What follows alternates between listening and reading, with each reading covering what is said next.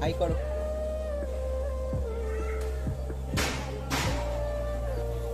ওইগুলো সব খিচুড়ির মতো। এটা গন্ধ হচ্ছে খাবারে। কিন্তু মহাপ্রভুকে বন্ধ করালেন। ভোরবেলায় বাড়ি থেকে বেরিয়ে পড়েছি, কারণ আজকে আমরা যাব মায়াপুর। হ্যালো, হ্যাঁ guys, good morning. Good morning guys. আমরা এখন যাচ্ছি মায়াপুরে। হ্যাঁ, ওই আমাদের সামনে গাড়ি ওয়েট করছে, আর এটা হলো বিভবদের অ্যাপার্টমেন্ট। সুন্দর, চলো দাদা হাই করুন। চলুন। ও এখান থেকে আসবে তো।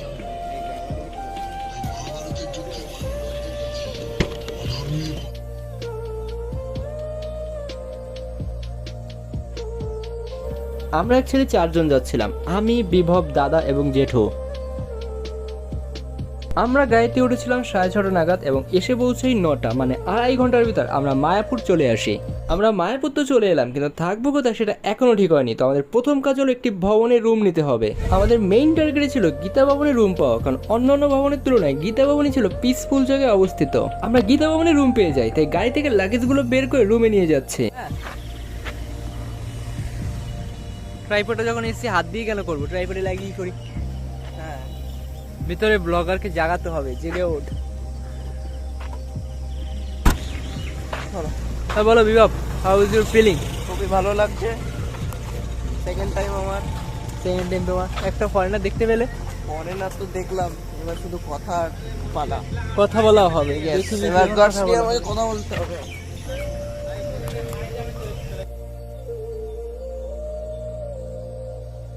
এই আমরা এখন গীতা ভবনে ঢুকছি।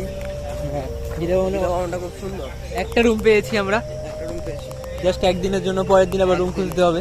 আবার নিতে হবে। হ্যাঁ ঠিক আছে, অন্য কোনো ভবনে চলে যাবো। দূর থেকে কি সুন্দর লাগছে মন্দিরটা। হ্যাঁ,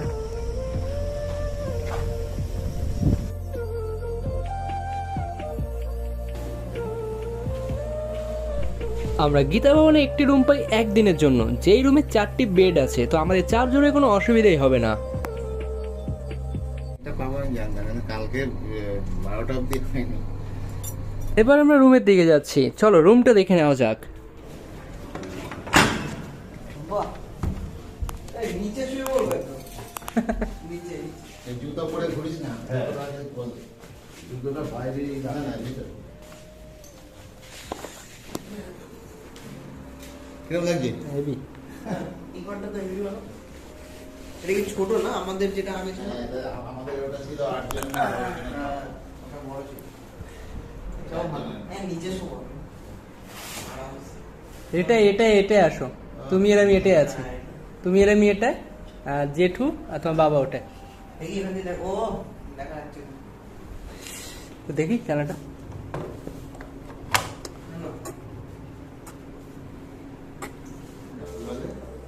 স্পিরিচুয়াল হ্যাঁ, জায়গা। প্লেস। স্টোনের ইয়ের খুব গরিব। বারান্দায় গিয়ে আমি তো অবাক, কারণ এখান থেকে মন্দিরের ভিউটা খুবই সুন্দর লাগছিল। সব থেকে ভালো রুম মনে হয় এটা। এই বিল্ডিংটা আমার খুব ভালো লাগে। এটা কি বলতো, তো পুরো হ্যাঁ। একদম একটা কোণায় তো। গদা ভবনটা ওদিকে না? হ্যাঁ, ওইগুলো সব খিচুড়ির মতো। এটা গন্ধ হচ্ছে খাবারে। কিন্তু পুরো খাবারটা নিয়ে নিতে হবে। একটা থেকে দুটো দেবে? হ্যাঁ কখন কখন? এখন রুমের ভিতর আমাদের অনেক কিছু জিনিস দেয়, যেগুলোর মধ্যে কিছু কিছু জিনিস তোমরা দেখতেই পাচ্ছ।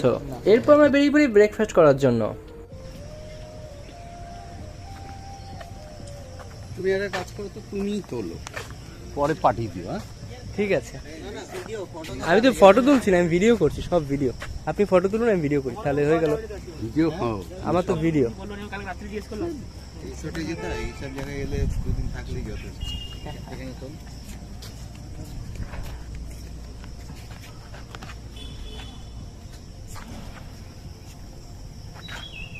হালকা নিচে আসো। আমার তোলো। আমার এরকমই তুলো, এই অ্যাঙ্গেল, আমার এই অ্যাঙ্গেলটাই আছে। দাদা এটা ধরুন। উঠেছে, ভালো উঠেছে। তো এটা কি ভিডিও উঠছে? হ্যাঁ। বাহ।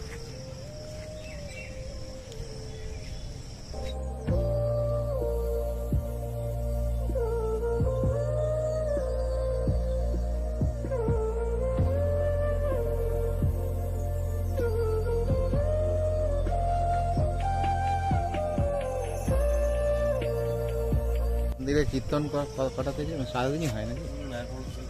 এখন হবে না। চলো মন্দিরে গেলে যেতে হবে। এখানে কথা ভবন আর গীতা ভবন এদের দুটো জায়গায় ঘর আছে। না না আরো আছে। হ্যাঁ এগুলো মেন, এগুলো নাই। এগুলোই মেয়ে এর বেশি আছে। ওই যে আর একটা আছে নাম ওখানেও রুম আছে অনেক নাম হচ্ছে হ্যালো না আমরা চাফা খেয়ে আছি এই সবে এলাম। আমরা রেস্টুরেন্টে চলে আসি আর দাদা যায় গাড়ি পার্কিং করতে।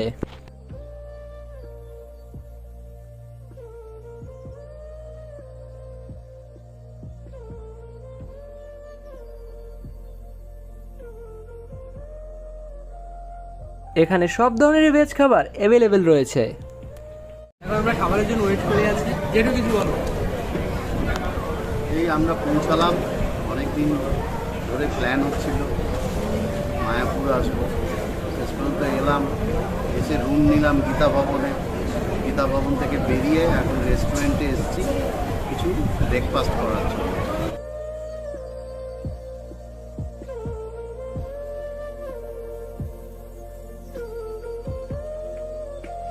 সকালে ব্রেকফাস্ট কমপ্লিট করার পরে আমরা চলে যাই নদীতে কীর্তন শোনার জন্য টিকিট কাটতে। এখানে টিকিটের প্রাইস 100 টাকা, আর এই 100 টাকায় তুমি 1 ঘন্টা রাইড করতে পারবে আর 1 ঘন্টা কীর্তন শুনতে পারবে। এখন তোমরা স্ক্রিনে গদা ভবনকে দেখতে পাচ্ছ।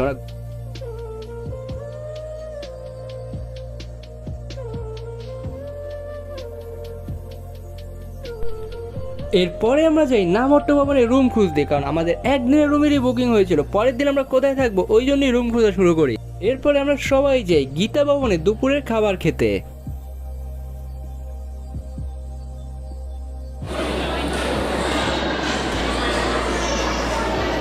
হাই করুন দাদা।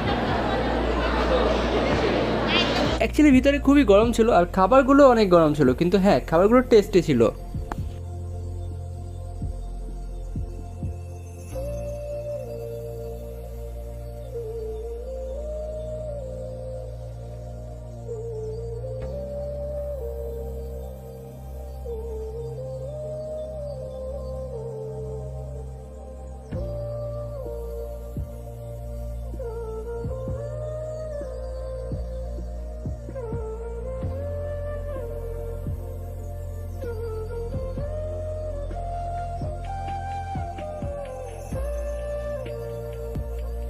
বিকেলবেলা আমরা এলাম ঘুরতে। সকালবেলা যে 100 টাকা দিয়ে নৌকায় কীর্তন শোনার জন্য টিকিট কেটেছিলাম, সেই কীর্তন শুনতে আমরা বেরিয়ে পড়লাম। হ্যালো গাইস, আউটলুক দেখো। চলো আমরা এখন বোট রাইডে আছি। বোট রাইড মানে কি বিভাব ড্যান্স করবে, সম্ভব। তোমরা সবাই বিভাবের ড্যান্স দেখতে পারবে। ভাই ভিতরে ড্যান্সার কোথায়? ঘুমিয়ে গেছে। বোট রাইডের জন্য সবাইকে আসতে বলা হয়েছিল 3:45-এ। অ্যাকচুয়ালি বোট রাইড হবে 4টের সময়, 15 মিনিট আগেই আসতে বলা হয়েছিল।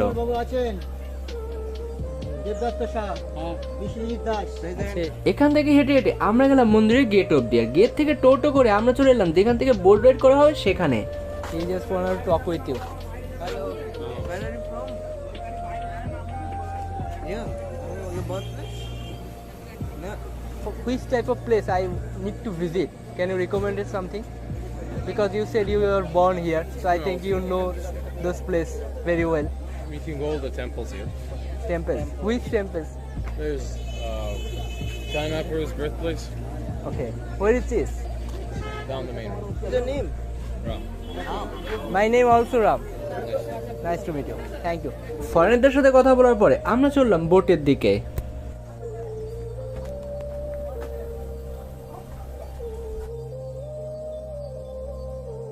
নৌকায় ওঠার পরে কিরকম কি হলো তোমরা ভিডিওতে দেখতেই পাচ্ছ। সুরাসাদি গৌর ভক্তবৃন্দ হরে কৃষ্ণ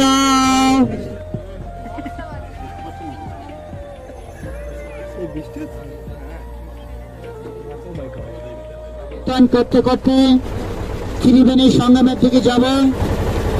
তো চৈতন্য মহাপ্রভু এসেছিলেন 1486 খ্রিস্টাব্দে। 1486 খ্রিস্টাব্দে চৈতন্যদেব জন্মেছিলেন এই নবদ্বীপে। S-400 তখনই ছিল। মহাপ্রভু যেটা নিয়ে এসেছিলেন সুদর্শন চক্র, যেটার নাম S-400 ভয়াবহ। তো মহাপ্রভুকে বন্ধ করালেন, নিতাইকে বললেন মেরেছে কলসির কানা, তাই মাতা কি গৌর প্রেমানন্দে। নবদ্বীপ ঘাট 4টে দ্বীপের সমষ্টি। এটা হচ্ছে বড়াল ঘাট, বড়াল, নবদ্বীপ ঘাট, কালনা, কাটোয়া, বর্ধমান, পূর্বস্থলী, আরামবাগ, এইদিকে কোলাদ্বীপ, ঋতদ্বীপ, জন্মদ্বীপ, মধুক্রম দ্বীপ। এইটা হচ্ছে হলুর ঘাট। দেখুন হলুর ঘাট, এটাকে বলা হয় খাস বাংলায় হলুর ঘাট। তারপরে মায়াপুর, 3টে দ্বীপের সমষ্টি। 500 বর্ষের পূর্বে দ্বীপগুলো বিচ্ছিন্ন ছিল, আলাদা আলাদা ছিল। 1700 খ্রিস্টাব্দে একটা ভূমিকম্প হয়, যার কারণে 9টা দ্বীপ বিচ্ছিন্ন থেকে এক হয়ে যায়। এটা হচ্ছে স্বরূপগঞ্জ ঘাট, ওইটি কৃষ্ণগড়, বারোকৃষ্ণ।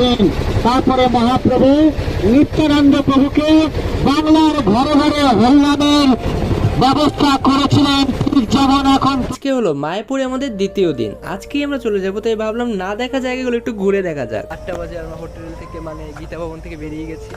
ব্যাগ প্রথমে গাড়িতে রাখবো, গাড়িতে রেখে একটু ঘোরাঘুরি করব, তারপর 3টে নাগাদ আমরা এখান থেকে বেরিয়ে পড়বো। সামনে আছে বিভব। হাই করো। Hello guys, good morning guys. ওই সামনে দাদা আর জেঠু যাচ্ছে। তো এই মোমেন্টে আমরা যাচ্ছি গাড়িতে, ব্যাগগুলো আগে রাখতে হবে।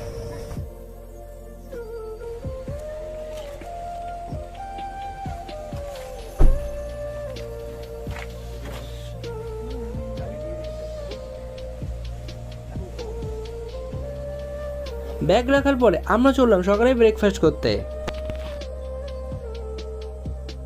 ব্রেকফাস্ট করার পরে আমি আর বিভব চললাম গৌশালার দিকে। এখন আমরা গৌশালার দিকে যাচ্ছি, আর দাদা আর জেঠু গেছে খাবার দেখতে দুপুরে কি খাবো আমরা, আর আমি আর আমার সাথে আছে বিভব।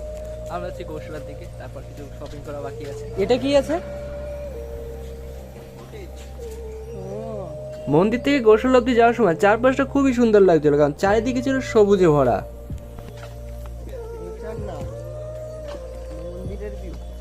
মন্দিরের মধ্যে নেচারের মধ্যে মন্দির। ফুটবল খেলতে মজা হতো, ফুটবল। এরপর হাঁটতে হাঁটতে অবশেষে আমরা গৌশালা অব্দি পৌঁছেই যাই।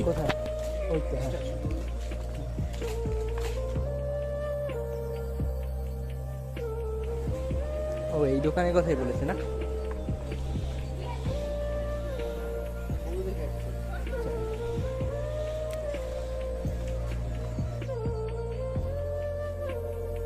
দেন গৌশালার ভিতরটা আমি আর বিভাগ ঘুরে ঘুরে দেখা শুরু করি।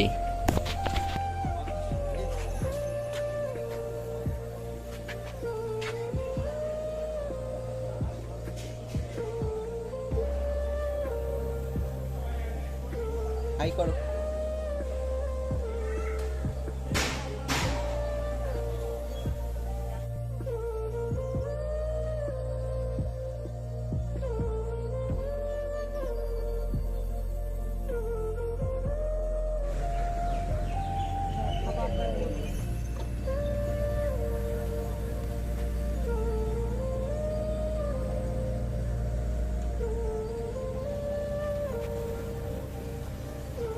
এই দেখো,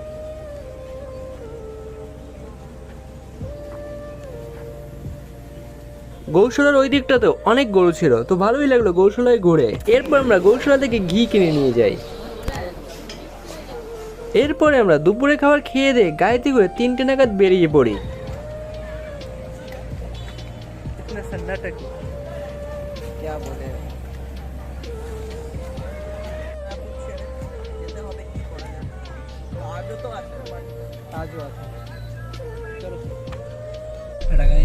দেখা হচ্ছে অন্য ব্লগে।